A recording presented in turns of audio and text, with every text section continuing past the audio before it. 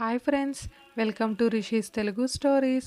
ఎవరైనా మన ఛానల్ని సబ్స్క్రైబ్ చేసుకొని వాళ్ళు ఉంటే సబ్స్క్రైబ్ చేసుకోండి ఫ్రెండ్స్. అలానే మన వీడియోస్ని లైక్ చేసి షేర్ చేయండి. మీరు లైక్ చేసి షేర్ చేయడం వల్ల ఈ ఛానల్ ఇంకొంతమందికి వెళ్ళే అవకాశం ఉంది. ఇక స్టోరీలోకి వెళ్ళిపోదాం. కాలం ముగిసిన మన బంధం ముగిన 30వ ఎపిసోడ్. ఓపికగా ప్రదక్షిణాలు చేస్తూ 6వ ప్రదక్షిణం మొదలుపెట్టేటప్పుడు గుడిలోకి వస్తున్న కిరణ్ని చూసి ఒక్క క్షణం మధు అడుగులు ఆగినా మరో క్షణం శ్రద్ధ అంతా దేవుడిపై పెడుతూ తల తిప్పి ప్రదక్షిణాలు చేసింది. అమ్మవారి దర్శనం చేసుకొని కాసేపు కూర్చొని లేచి వెళుతూ ఆగి కిరణ్ వెళ్ళిన సైడ్ వెళ్ళింది మధు. నార్మల్ షర్ట్ ప్యాంట్లోనే కూర్చొని మెడలో రుద్రాక్షమాలతో భక్తిగా ధ్యానం చేస్తున్న కిరణ్ని చూడగానే అప్పటి వరకు ఉన్న ఆలోచనలన్నీ మర్చిపోయింది. ఇది ఇతనికి అలవాటా లేక కావాలనే చేస్తున్నాడా? దేవుడితో ఆటలు ఆడడులే, ముందు భక్తి అనుకున్నా కానీ మరీ ఇంత అనుకోలేదు అని కాసేపటికి తను ఆలోచనలన్నీ వదిలేసి బయటకు వెళుతూ వెనక్కి తిరిగి దేవుడికి మరోసారి దండం పెట్టుకొని వెళ్ళిపోయింది. అయ్యాయా, ఆకలి అక్క అని గీతూ అరవడంతో కారెక్కింది మధు. ఇంటికి వెళ్ళాక కూడా మౌనంగా ఉన్న మధుని చూసి, ఏంటి మధు అలా ఉన్నావు అంది జానకమ్మ. జానకమ్మని చూసి ఏం లేదు అంటూ చిన్నగా నవ్వి ఊరుకుంది మధు. మధు, తిన్నాక మీ బాబాయ్ శారీస్ తెచ్చాడు, ఒకసారి అవి చూడు అంది మహతి. శారీసా, ఇవెప్పుడు తెచ్చారు అని మనసులో అనుకుంది అంజలి. నాకేం తెలుసు మా శారీస్ గురించి, మీరే చూడండి అంది మధు. అదేంటి మధు అలా అంటావు, ఎల్లుండిటికి ఏదో ఒకటి సెలెక్ట్ చేయనా అంది కళ్యాణి. ఇక ఎక్కువ పొడిగించడం ఇష్టం లేక సరే ఈవినింగ్ చూస్తాను అంది మధు. ఈవినింగ్ కాస్త నైట్ అయ్యాక చూసింది. ఏది తీసుకుంటావు అని మహతి అంటే, నాకు తెలియదు మా, ప్లీజ్ మీరే సెలెక్ట్ చేయండి అంది మధు. నీకేది నచ్చిందిరా ఇవన్నిటిలో అని చెప్పు అని అశోక్ అంటే కాసేపు ఆలోచించి గోల్డ్ కలర్ పట్టు శారీ ఎత్తింది మధు.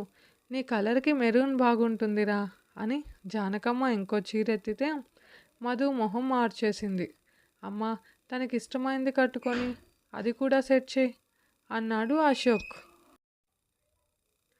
ఇంకో చీర ఉండడం చూసి మరి ఇది అని తీసుకుంది అంజలి.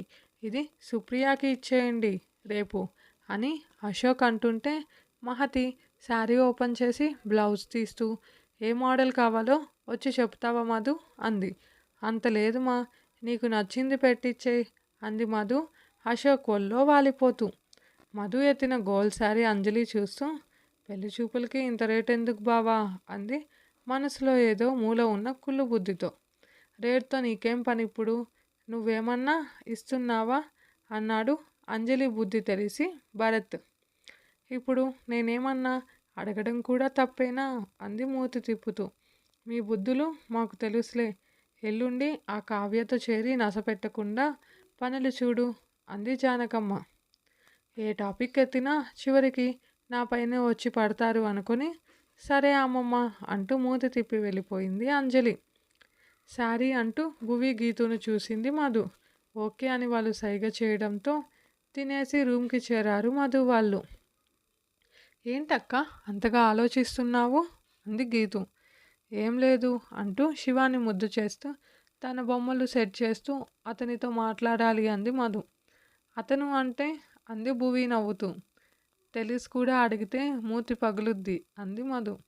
పగులుద్ది పగులుద్ది అని శివ వేలు చూపిస్తుంటే కదా నాన్న అంటూ శివకి హైఫై ఇచ్చి భువిని వెక్కిరించింది మధు. వెవ్వే, నువ్వు వాడు ఒకటే, అందుకే మీకు మీరే సెట్ అవుతారు అంది భువి మొహం తిప్పుతూ. మధు నవ్వుతూ శివకి సైగ చేయడంతో శివ భువి వీపుపై ఎక్కి మనమంతా ఒకటే అంటూ తన చేతివేలు చూపిస్తుంటే వాడిపై చేతులు వేసి వెనక్కి ముందకి ఊగుతూ దానితో కలిసి బాగా ఐస్ వేయడం నేర్చుకున్నావు అంటూ నవ్వింది భువి. దాంతో మధు గీతు శివ కూడా నవ్వుతూ మాట్లాడుకుంటూ నిద్రపోయారు. మరుసటి రోజు లంచ్ చేసి దివ్యకి కాల్ చేసి జరిగింది చెప్పింది మధు. హో, కంగ్రాట్స్ మధు అంది దివ్య నవ్వుతూ. థ్యాంక్సే బాబు, అయినా ఏంటో నాకేదోలా ఉంది అంది మధు దివ్యతో చెబుతూ. ఏమైందే అంది దివ్య. నీకు నా గురించి తెలియంది కాదుగా. నేను చెప్పాను కదా ఎగ్జామ్స్‌లో హెల్ప్ చేసింది. ఆ రోజు వండర్‌లా వెళ్ళింది అని అతనితోనే నా పెళ్ళి అంది మధు. అయితే ఇప్పుడు నీ బాధేంటే? అంది దివ్య. అది కాదే అతనేమో అన్నీ చాలా డేర్‌గా చేస్తాడు. చాలా మంచి వ్యక్తిత్వం కలిగిన వ్యక్తి. ఎదుటి మనిషిని ఈజీగా అర్థం చేసుకోగలడు. కానీ వాళ్ళ అక్కకి నాకు పడదే. నేను తనకి సెట్ కానని అతనికి కూడా తెలుసు. కానీ ఎందుకో ఇలా మేము సెట్ అవ్వమేమో అంది మధు. పిచ్చిదానా! ఇదా నీ భయము? చూడు మధు, ఎవరు ఇలా ఇష్టాలు లేదో అలవాట్లు కలిస్తేనే మేడ్ ఫర్ ఈచ్ అదర్ అవరే. అర్థం చేసుకొని ప్రేమతో ఉండాలి. అయినా ఏం తెలియని వాడిని చేసుకుంటే నటించలేక నువ్వు జీవితాంతం అతనికి నచ్చినట్లు ఉండలేక బాధపడాలి. ఇతను నీ మేనత్త కొడుకు. అందులో నీ గురించి అంతా తెలుసు కదా. తెలిసే చేసుకుంటున్నాడు కదా. ఇంకెందుకు ఈ భయము? ఇవన్నీ మనసులో పెట్టుకొని జరిగే నీ పెళ్ళిని ఎంజాయ్ చేయకుండా డల్గా ఉండకు. పెళ్ళనేది జీవితంలో ఒక్కసారి జరిగేది. అందులో నువ్వు సంతోషంతో అన్నింటిలో ఎంజాయ్ చేయి. లేదనుకో ఎప్పుడో నీకు పిల్లలు పుట్టి వాళ్ళు నీ వీడియోస్ ఫొటోస్ చూసి నువ్వేంటి ఇలా ఉన్నావు అని అడగకూడదు. అప్పుడు మనకే చండాలంగా ఉంటుంది. జరిగేది జరుగుతుంది. నువ్వు హ్యాపీగా ఉండు అంది దివ్య. బెస్ట్ ఫ్రెండ్ అయిన దివ్య మాటలు మధుపై బాగానే పనిచేశాయి. సరేలేవే, ఇంత క్లాస్ అవసరమా ఇప్పుడు? రేపు నువ్వు కూడా వచ్చేయి అంది మధు. లేదు మధు, నాకు ఇప్పటికిప్పుడు కష్టం. పెళ్లి చూపులు కదా, నెక్స్ట్ వస్తాలే అంది దివ్య. ఏంటి ఇంత క్లాస్ పీకి చివరికి రానంటున్నావు అంది మధు అలకగా. హా, అంత లేదే దెయ్యం. ఇంట్లో పరిస్థితి తెలుసుగా. అక్కకి నెలలు నిండిపోయాయి. అమ్మ జాబ్కి వెళ్తుంది. ఇక నాన్న లేవలేడు అంది దివ్య. సరే దివ్య, జాగ్రత్త.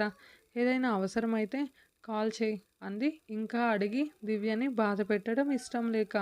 హా, ఓకే ఓకే, నువ్వు ఎంజాయ్ చెయ్యి, డల్గా ఉండకు. లవ్ యూ, బాయ్ అంది Divya. Love you too darling, bye అంటూ కాల్ కట్ చేసేసింది మధు. తననే చూస్తున్న భువి వాళ్ళని చూసింది మధు. ఇంకో ఫ్రెండ్కి చెప్పవా అంది భువి. ఎవరికి అంది అర్థం కాక మధు. అదే తోకకి అంది గీతు.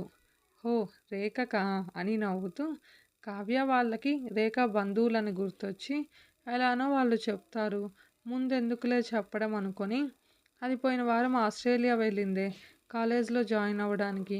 మ్యారేజ్ డేట్ ఫిక్స్ అయ్యాక చెప్తాలే అంది మధు.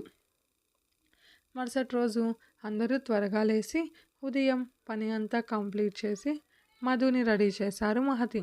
భువి గీతు ఏడ్చి మరీ స్కూల్ మానేసి ఆ రోజు మధు పక్కనే చేరిపోయారు. మధు సెలెక్ట్ చేసిన గోల్డ్ శారీలోనే రెడీ చేసింది మహతి.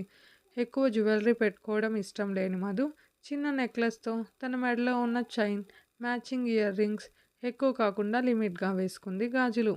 అంతలో కళ్యాణి వచ్చి రెడీ అయిన కూతుర్ని చూసి మెటికలు విరుస్తూ ముద్దు పెట్టుకొని నా తల్లి ఎంత బాగుందో అంటూ తలలో పూలు పెట్టింది.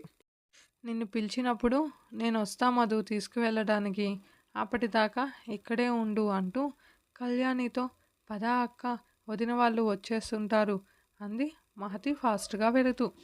కింద మాటలు వినిపివ్వడంతో రూమ్ నుంచి బయటకు వచ్చి పైనుంచి చూస్తూ నిలబడింది మధు. ఇదే ఫ్రెండ్స్ ఈరోజుటి ఎపిసోడ్. మీకు కనుక స్టోరీ నచ్చితే లైక్ చేయండి, కామెంట్ చేయండి. ప్లీజ్ మన ఛానల్ని సబ్స్క్రైబ్ చేసుకోండి ఫ్రెండ్స్. Thank you.